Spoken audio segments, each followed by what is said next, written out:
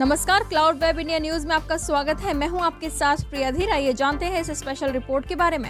एक प्रतिस्पर्धा दोनों दलों में है, कौन कितना सनातन विरोधी वक्तव्य दे सके। ये दोनों दल चाहते थे और सनातन धर्म विरोधी चाहते थे कि बड़ा हादसा हो जाए। मैं तो देखकर बहुत चौंक था कि जो लोग प्रयागराज मेडिकल कॉलेज में भर्ती थे, जब मेरी उनसे बातचीत हो रही थी तो उनमें से सभी लोग कहा उनके द्वारा कहा जा रहा साहब व्यवस्था में खामी नहीं। इन दोनों दलों और सनातन धर्म विरोधी उन सभी लोगों के वक्तव्य, जो लोग ये गुमराह करने वाले वक्तव्य दे रहे हैं कि लाखों लोगों ने स्नान नहीं किया, सरासर गुमराह करने वाला है। ये वक्तव्य देना कि कोई अमृत स्नान या साय स्नान नहीं हुआ, ये भी गुमराह करने वाला वक्तव्य है और सनातन धर्म की अवमानना ही नहीं, बदनाम करने की साजिश का एक हिस्सा है। ये लोग 12 बजे सो करके उठने वाले लोग हैं।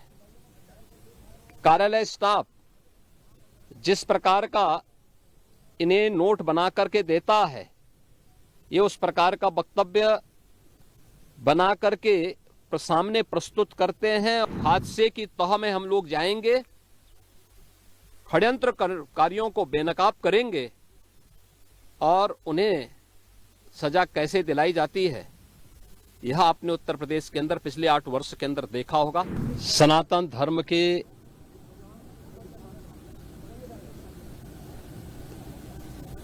इस सबसे बड़े आयोजन का साक्षी बनकर के गौरव की अनुभूति कर रहा है, प्रफुल्लित है।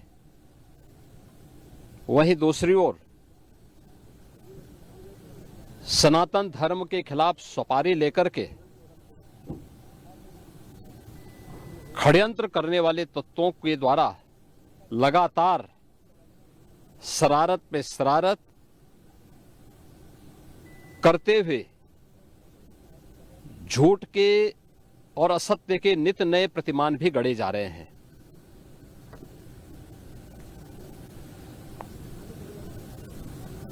भारत के संसदीय लोकतंत्र की सबसे और सर्वोच्च संस्था देश की संसद में कांग्रेस अध्यक्ष से मल्लिकार्जुन खड़गे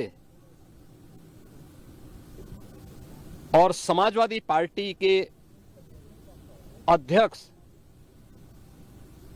श्री अखिलेश यादव का वक्तव्य इस ओर सबका ध्यान आकर्षित करता है। ये दोनों वक्तव्य न केवल इनके सनातन धर्म विरोधी चरित्र को उजागर कराता है, बल्कि इनकी उस गिद्ध दृष्टि की ओर भी सबका ध्यान आकर्षित करता है, जो लगातार इस महाकुंभ के खिलाफ पहले दिन से दुष्प्रचार कर रहे हैं। निंदनीय भी है और शर्मनाक भी। कांग्रेस अध्यक्ष का यह कहना कि प्रयागराज कुंभ में मौनी अमावस्या के दिन हजारों लोग मर गए, हमें अफसोस होता है। एक इतना वरिष्ठ नेता, कांग्रेस देश की जो सबसे पुरानी पार्टी है, उसके अध्यक्ष से अपेक्षा की जाती है कि वो एक मर्यादित बयान देश की संसद में रखें, और इतना गुमराह करने वाला बयान, झूठ पे झूठ। ऐसे ही समाजवादी पार्टी के अध्यक्ष का बयान, एक प्रतिस्पर्धा दोनों दलों में है, कौन कितना सनातन विरोधी वक्तव्य दे सके। ये कहना कि कोई आंकड़े नहीं दिए गए, यहां से प्रशासन से जो बयान जो आंकड़े दिए गए, उन आंकड़ों को मैंने भी सबके सामने रखा। घटना दुखद थी, हर व्यक्ति दुखित था, और जितने क्विक रिस्पांस से मेला प्रशासन, पुलिस, एनडीआरएफ, एसडीआरएफ, सिविल डिफेंस, इन सब ने मिलकर के घायलों को हॉस्पिटल पहुंचाने का काम किया, अपने आप में एक मिसाल है। करोड़ों लोग प्रयागराज में उस दिन उपस्थित थे। ये दोनों दल चाहते थे और सनातन धर्म विरोधी चाहते थे कि बड़ा हादसा हो जाए। हमारी पहली प्राथमिकता थी कि किसी भी स्थिति में इसको हम जीरो हादसे तक लेके जाएं।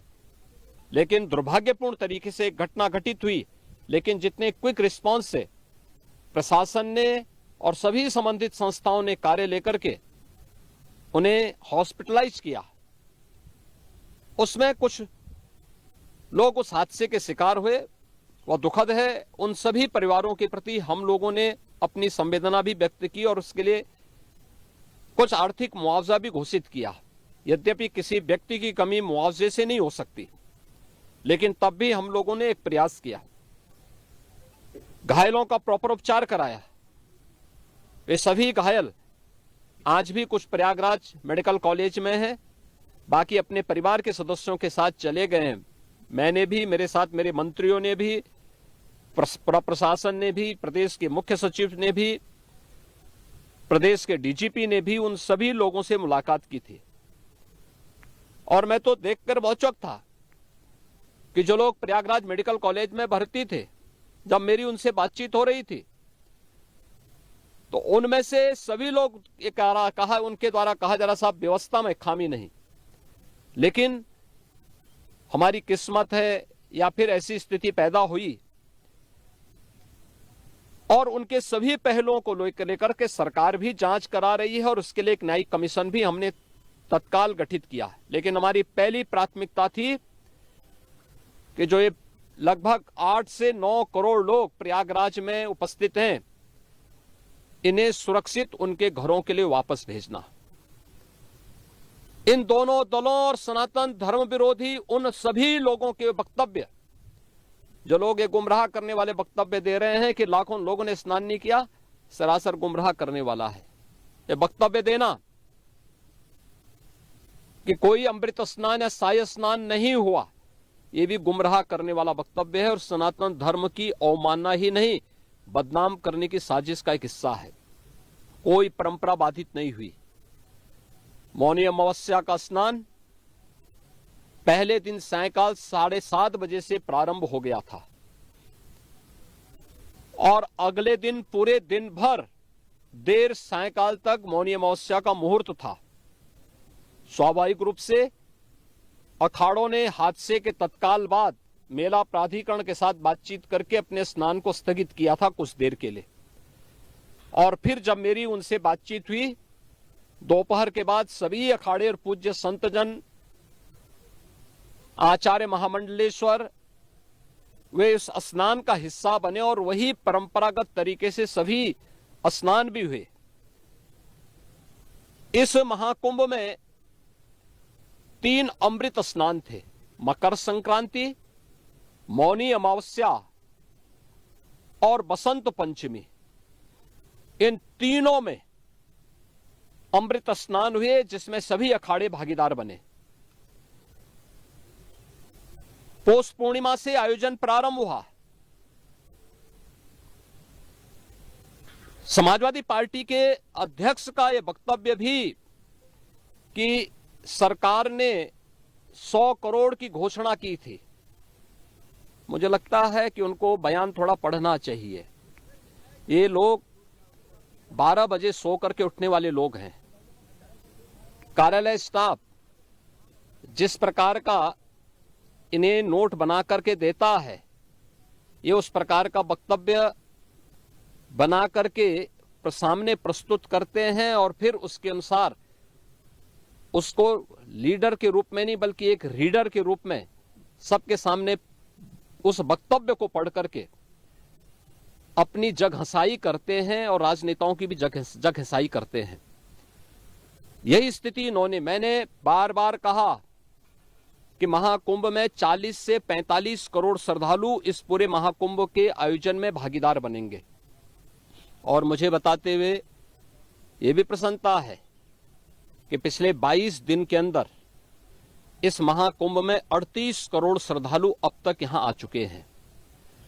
अगले 22-23 दिन तक यह आयोजन और चलेगा। इन 22 दिनों के अंदर भी श्रद्धालुओं के आने की पूरी वो है। आज भी आप देख रहे होंगे, कल बसंत पंचमी अंतिम अमृत स्नान संपन्न हुआ। माघी पूर्णिमा 12 फरवरी को और महाशिवरात्रि 26 फरवरी को होगा। करोड़ों की संख्या में देश और दुनिया का हर श्रद्धालु आना चाहता है। आज भूटान के महामहिम नरेश ने भी यहां पर अपने देश के तमाम लोगों के साथ में इस आयोजन में वे सहभागी बने।